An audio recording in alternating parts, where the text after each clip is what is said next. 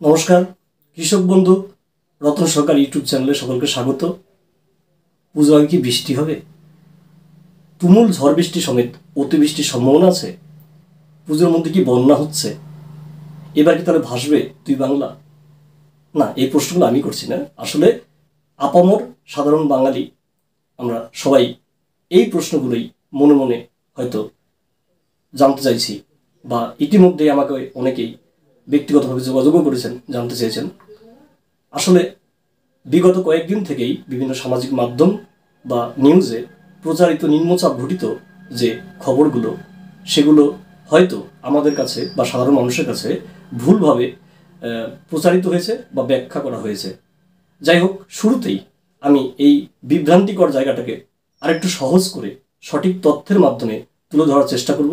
পাশাপাশি আগামী 48 ঘন্টায় কোথায় কতটুকু বৃষ্টি হতে পারে বা বজ্রবিদ্যুৎ কোথায় হতে পারে, এবং আগামী কয়েকদিন অর্থাৎ দুর্গাপুজো পর্যন্ত কোথায় আবহাওয়া কেমন থাকবে, কোথায় কতটুকু বৃষ্টি হওয়ার সত্যিই সম্ভাবনা রয়েছে, এই সম্বন্ধীয় যাবতীয় তথ্যের ব্যাখ্যা আমি এই ভিডিওতে তুলে ধরার চেষ্টা করছি। তাই হয়তো ভিডিওটির লেন্থ বা দৈর্ঘ্য একটু বেশি হতে পারে। আপনাদের কাছে অনুরোধ, আপনারা অবশ্যই একটু সময় নিয়ে ভিডিওটি সম্পূর্ণরূপে দেখবেন। আর তথ্যগুলো যদি সঠিক মনে হয় বা ভালো লাগে, তাহলে অবশ্যই শেয়ার করবেন এই ভিডিওটি, যেন আরও বেশি মানুষ সঠিক তথ্য জানতে পারে, এবং লাইক দিয়ে অবশ্যই উৎসাহিত করবেন। পাশাপাশি আরেকটি কথা বলে রাখি, আপনি কোথা থেকে এই ভিডিওটি দেখছেন, অর্থাৎ আপনার লোকেশন বা আপনার জেলা বা আপনি ঠিক কোন দেশ থেকে দেখছেন, একটু কাইন্ডলি আমাদেরকে একটু কমেন্ট বক্সে জানাবেন। এতে ভবিষ্যতে আপনার এলাকার উপর নজর রেখে বিশেষভাবে নজর রেখে আমরা আরও তথ্য দেওয়ার চেষ্টা করব। যাই হোক, চলুন এবার ধীরে ধীরে আমরা বিভিন্ন পয়েন্ট ধরে ধরে একটু আলোচনায় এগোই যে আগামী কয়েকদিনের আবহাওয়াগত পরিস্থিতি ঠিক কি হতে চলেছে। শুরুতেই যে কথাটি বলবো সেটি হলো যে বিভ্রান্তি আমাদের মধ্যে ছড়িয়েছে, নিম্নচাপ নিম্নচাপ নিম্নচাপ নিম্নচাপ, এই যে ব্যাপারটা, একটা আতঙ্ক, না যেন কিছু একটা হতে চলেছে, কিছু একটা হবে মনে হচ্ছে। শুরুতেই বলি, না, ভয়ের কোনো কারণ নেই, একদমই আতঙ্কিত হবেন না। কেননা নিম্নচাপ ঘটিত যে ঘূর্ণবাত যেটি প্রচারিত, সেটি কিন্তু ঠিক ততটা শক্তিশালী নয়, প্রথম কথা।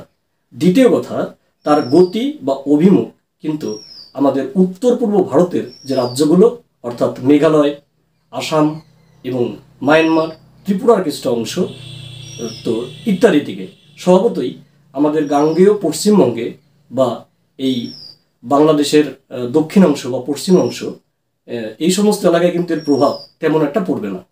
হ্যাঁ, আবহাওয়াগত দিক থেকে দিনটা হয়তো ঠান্ডা থাকবে, রৌদ্র কম থাকবে। গড়ে দিনে আগামী 2 থেকে 3 দিন 2 থেকে 3 ঘন্টার বেশি রৌদ্র থাকবে না।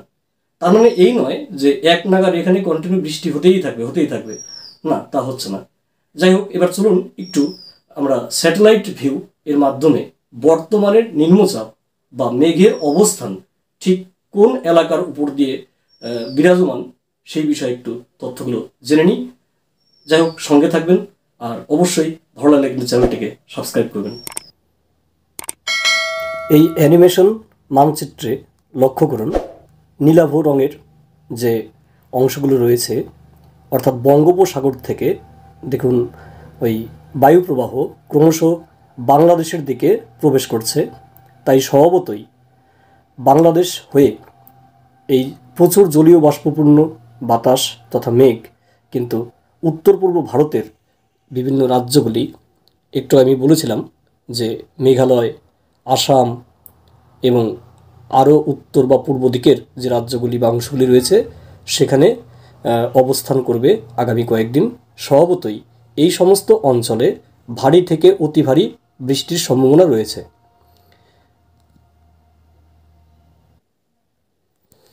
ক্রমশ উত্তর দিকে প্রসারিত হয়ে এই মেঘপূর্ণ বায়ুপ্রবাহ মেঘালয়ের মালভূমি অঞ্চলে বাধাপ্রাপ্ত হয়ে সেটি কিন্তু ক্রমশ আমাদের উত্তরের পার্বত্য অঞ্চল ঘেঁষা যে জেলাগুলি বা অঞ্চলগুলি রয়েছে, সেই অঞ্চলের দিক দিয়ে প্রবাহিত হয়ে পশ্চিম দিকে এগিয়ে আসবে। ইতিমধ্যেই মেঘালয়ে যেহেতু এই জলীয় বাষ্পপূর্ণ মেঘ থেকে প্রচুর বৃষ্টি হবে বা হওয়ার সম্ভাবনা রয়েছে, তাই যে বায়ুপ্রবাহ পশ্চিম দিকে অগ্রসর হচ্ছে সেখানে কিন্তু জলীয় বাষ্পের আধিক্য খুবই কম থাকবে। তাই পশ্চিমের অংশগুলো অর্থাৎ আমাদের উত্তরবঙ্গ, মধ্যবঙ্গ, এমনকি পার্শ্ববর্তী রাজ্য বিহার বা পশ্চিমের অংশগুলোতে বৃষ্টিপাতের তেমন কোনো সম্ভাবনা থাকছে না। তবে উত্তরের জেলাগুলো বিশেষ করে কোচবিহার, আলিপুরদুয়ার এবং পার্শ্ববর্তী যে সংলগ্ন অঞ্চলগুলো সেখানে কিন্তু ভারী বৃষ্টির সম্ভাবনা থাকছেই। তাই সার্বিকভাবে এই স্যাটেলাইট ভিউয়ের মাধ্যমে আমরা যে তথ্যটুকু এই মুহূর্তে অ্যানিমেশনের মাধ্যমে আপনাদের সামনে তুলে ধরার চেষ্টা করলাম, তার পরিপ্রেক্ষিতে বলাই যায় আগামী 48 ঘন্টার মধ্যে পশ্চিমবঙ্গের উত্তরের অংশ এবং দক্ষিণবঙ্গের পূর্বের জেলাগুলো, এই সমস্ত এলাকায় কিন্তু বিক্ষিপ্ত আকারে হালকা থেকে মাঝারি বৃষ্টির সম্ভাবনা থাকছে। তবে পাশাপাশি একটি সতর্কবার্তা হিসাবেই আমি বলি, যেটি হলো বজ্র বিদ্যুতের কিন্তু প্রবল সম্ভাবনা থাকছে। তাই জনগণ বা সাধারণ মানুষকে আমি সচেতন করছি, আপনারা সচেতন থাকুন। বিশেষ করে বাড়ির ইলেকট্রনিক্স সরঞ্জাম সেগুলোকে সংরক্ষিত অবস্থায় রাখুন বা প্লাগ বিচ্ছিন্ন অবস্থায় রাখুন। আমরা জেলা ভিত্তিক পশ্চিমবঙ্গ রাজ্যের বিভিন্ন অঞ্চলে আগামী কয়েকদিন কেমন হতে চলেছে বৃষ্টিপাত বা আবহাওয়ার পরিস্থিতি তা একে একে দেখে নিই। শুরুতেই আমি ঠিক মধ্যবঙ্গ থেকে শুরু করছি। রায়গঞ্জ, মালদা এবং বালুরঘাট অর্থাৎ মালদা এবং দুই দিনাজপুরে আজ এবং আগামীকাল মেঘাচ্ছন্ন আকাশ থাকছে, তবে ভারী বৃষ্টির সম্ভাবনা নেই। এবং পরবর্তী কয়েকদিন অর্থাৎ আগামী 9 তারিখ বা 10 তারিখ পর্যন্ত আকাশ আংশিক মেঘলা থাকবে, তবে ভারী বৃষ্টির সম্ভাবনা কিন্তু থাকছে না। এবার যেহেতু আকাশ মেঘলা থাকবে তাই বিচ্ছিন্ন আকারে ক্ষুদ্র পরিসর স্থানে মাঝে মধ্যে বিক্ষিপ্ত আকারে হালকা বা মাঝারি বৃষ্টি হতে পারে। তবে অতি ভারী বৃষ্টি বা ভারী বৃষ্টি বা এক নাগাড়ে বৃষ্টিপাতের সম্ভাবনা কিন্তু আমাদের আগামী কয়েকদিন নেই। দক্ষিণবঙ্গের পশ্চিমের জেলাগুলি বাঁকুড়া, পুরুলিয়া প্রভৃতি জেলায় নিম্নচাপজনিত কোনো বৃষ্টিপাত বা ঝঞ্ঝাটপূর্ণ পরিবেশের সৃষ্টি কিন্তু হচ্ছে না। তবে বিক্ষিপ্ত আকারে আংশিক মেঘলা আকাশ এখানে লক্ষ্য করা যাবে এবং আগামী 10 তারিখের পর অর্থাৎ 10 থেকে 12 তারিখের মধ্যে এখানে কিছু কিছু স্থানে ভারী বৃষ্টির সম্ভাবনা থাকছে। বাকি বাদ দক্ষিণবঙ্গের যে জেলাগুলো রয়েছে অর্থাৎ পূর্ব অংশের যে জেলাগুলো, সেই অর্থাৎ কলকাতা সমেত পূর্বের জেলাগুলো, 24 পরগনা, নদিয়া প্রভৃতি জেলায় কিন্তু ভারী বৃষ্টির সম্ভাবনা আপাতত নেই। তবে আকাশ মেঘাচ্ছন্ন থাকবে আগামী আরও 2 থেকে 3 দিন। তাই স্বভাবতই বিচ্ছিন্ন আকারে হালকা বা মাঝারি বৃষ্টি হতে পারে, আর স্থান বিশেষে বজ্রপাতের সম্ভাবনা থাকছে। এবার চলুন আমরা দেখে নিই উত্তর দিকের যে অংশগুলো জেলা সেখানকার পরিস্থিতি।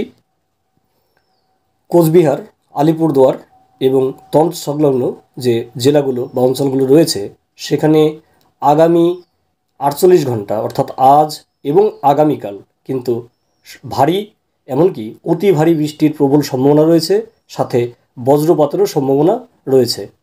এবং পরবর্তী কয়েকদিন আকাশ মেঘাচ্ছন্ন থাকবে, তবে ভারী বৃষ্টির সম্ভাবনা থাকছে না। পুনরায় 9 তারিখ এবং 10 তারিখ অর্থাৎ 9 এবং 10 এই দুদিন কিন্তু আবার পুনরায় ভারী বৃষ্টির সম্ভাবনা তৈরি হতে পারে।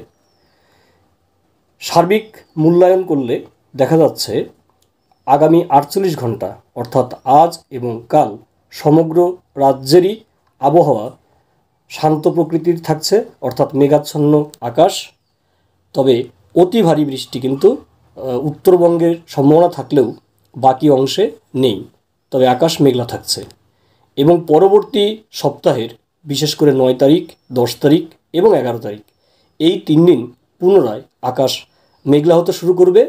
তবে সেই ক্ষেত্রে সমস্ত রাজ্যেই কিন্তু ভারী বৃষ্টির সম্ভাবনা নেই, উত্তরের অংশে যদিও ভারী বৃষ্টির সম্ভাবনা থাকছে। আমাদের প্রতিবেশী দেশ বাংলাদেশ, এবার একটু চলুন দেখে নিই বাংলাদেশের পরিস্থিতি ঠিক কেমন রয়েছে এই মুহূর্তে। মেঘের মূল বলয়টাই কিন্তু বাংলাদেশে কেন্দ্রীভূত। স্বভাবতই আজ এবং পরবর্তী আরও কয়েকদিন বাংলাদেশের কিন্তু বিস্তীর্ণ অঞ্চল জুড়েই ভারী থেকে অতি ভারী বৃষ্টির সম্ভাবনা থাকছেই।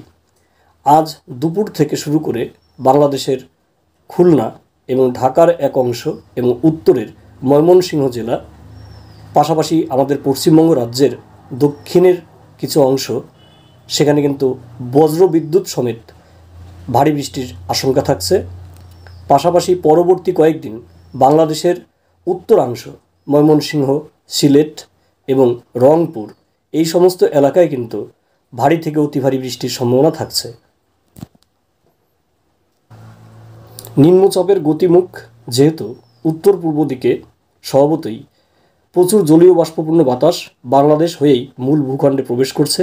তাই বাংলাদেশ এবং উত্তরের রাজ্য বিশেষ করে মেঘালয় এবং আসামে কিন্তু আগামী কয়েকদিন ধরেই ভারী বর্ষণের প্রবল সম্ভাবনা তৈরি হচ্ছে। তাই আমি মনে করি উত্তর পূর্ব ভারতের রাজ্যগুলিতে বা পার্বত্য অঞ্চলে প্রচুর বৃষ্টির ফলে বা ধস নামার ফলে প্রবল জলপ্রবাহে বাংলাদেশ কিন্তু নতুন করে আবার প্লাবিত হওয়ার একটা সম্ভাবনা তৈরি হচ্ছে। পাশাপাশি আরেকটি কথা বলে রাখি, সেটি হলো আগামী সপ্তাহের পরেই অর্থাৎ এ মাসের 14-15 তারিখের পর থেকেই কিন্তু ভারতের পশ্চিমাংশ এবং উত্তরাংশে বর্ষা পুরোপুরিভাবে বিদায় নিচ্ছে এবং সেই ক্ষেত্রে শীতের প্রাদুর্ভাব শুরু করবে। আগামী 15 তারিখের পর থেকেই দার্জিলিংয়ের গড় তাপমাত্রা অর্থাৎ নিচের তাপমাত্রা, যেটা নিম্ন তাপমাত্রা, সেটা কিন্তু স্বাভাবিক হতে চলেছে, অর্থাৎ 9 থেকে 10 ডিগ্রিতে নেমে আসবে। যদিও অন্যান্য বছরের তুলনায় এবার কিছুটা দেরি করে তাপমাত্রা নিম্নমুখী হলো, তবুও আগামী 15 তারিখের পর থেকেই কিন্তু গড় তাপমাত্রার পারদ নিম্নমুখী হতে শুরু করবে। পরিশেষে আজকের এই ভিডিওর সামগ্রিক মূল্যায়নে এক কথায় বলতে গেলে এটাই বলবো যে আগামী 48 ঘন্টা অর্থাৎ আজ এবং আগামীকাল দক্ষিণবঙ্গের কিছু অংশ এবং উত্তরবঙ্গের কিছু অংশে ভারী বৃষ্টির সম্ভাবনা থাকলেও বাকি অংশ মধ্যবঙ্গ এবং অন্যান্য অর্থাৎ পশ্চিমের জেলাগুলোতে কিন্তু ভারী বৃষ্টির সম্ভাবনা থাকছে না। দ্বিতীয়ত, আগামী দুর্গোৎসব অর্থাৎ পরবর্তী কয়েকদিন 8 তারিখ, 9 তারিখ, 10 তারিখ বা 12 তারিখ পর্যন্ত কিন্তু নিম্নচাপের যে মূল প্রভাব বা মূল ক্রিয়া সেটি আমাদের রাজ্যে অন্তর্ভুক্ত হচ্ছে না। এটি মূলত বাংলাদেশ এবং পূর্ববর্তী রাজ্যগুলি সেই সমস্ত অঞ্চলে পড়ছে। তবে আগামী 9 তারিখ এবং 10 তারিখ বিক্ষিপ্ত আকারে আমাদের রাজ্যের বিভিন্ন জেলার কিছু কিছু অংশে কিন্তু বিক্ষিপ্ত আকারে বৃষ্টির সম্ভাবনা থাকছে।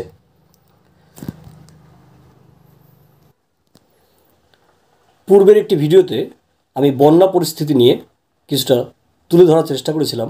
নেপাল থেকে জল ছাড়ার ফলে বিহারের বেশ কিছু জেলা প্লাবিত ইতিমধ্যেই হয়েছে। স্বভাবতই কোশি নদীর জলস্তর বা জলসীমা অনেকটাই উপরে উঠেছে। স্বভাবতই বিহারের আরও কিছু নিচু এলাকা কিন্তু নতুন করে প্লাবিত হতে পারে এবং সেই ক্ষেত্রে সেই প্লাবিত যে বর্ধিত জল, সেই জলরাশি কিন্তু আমাদের পশ্চিমবঙ্গের বিশেষ করে মালদা এবং উত্তর দিনাজপুরের ইটাহার ব্লকের কিছু কিছু অংশে আবার নতুন করে প্রবাহিত হয়ে কিছুটা বন্যার সৃষ্টি হতেই পারে। তাই বলবো নিচু এলাকায় অন্তত যারা আছেন তারা অবশ্যই সতর্ক থাকুন। জলের সীমা বা জলসীমা কিন্তু আবার ঊর্ধ্বমুখী হওয়ার একটা সম্ভাবনা থাকছে। পাশাপাশি উত্তর পূর্ব ভারতের বিশেষ করে আসাম এবং বাংলাদেশের উত্তরের জেলাগুলো ময়মনসিংহ এবং সিলেট, আপনাদের উপলক্ষেও বলবো অবশ্যই সতর্ক থাকুন, কেননা ব্রহ্মপুত্র নদের জল কিন্তু আগামী সপ্তাহে অনেকটাই বাড়তে চলেছে। কেননা এখনও আগামী 4 থেকে 5 দিন এই অঞ্চলে প্রবল বৃষ্টির সম্ভাবনা রয়েছে। যাই হোক, সকলে ভালো থাকবেন এবং পরবর্তী ভিডিওতে অবশ্যই নজর রাখবেন। আমরা যাবতীয় তথ্য নিয়ে আকস্মিক কোনো ঘটনা বা আকস্মিক কোনো আবহাওয়াগত পরিবর্তন নজরে আসলেই আমি পরবর্তী ভিডিওর মাধ্যমে আপনাদেরকে সেই তথ্য তুলে ধরব। তাই অনুরোধ রইল আপনারা অবশ্যই চ্যানেলটিকে সাবস্ক্রাইব করবেন এবং পরবর্তী ভিডিওগুলোতে নজর রাখবেন।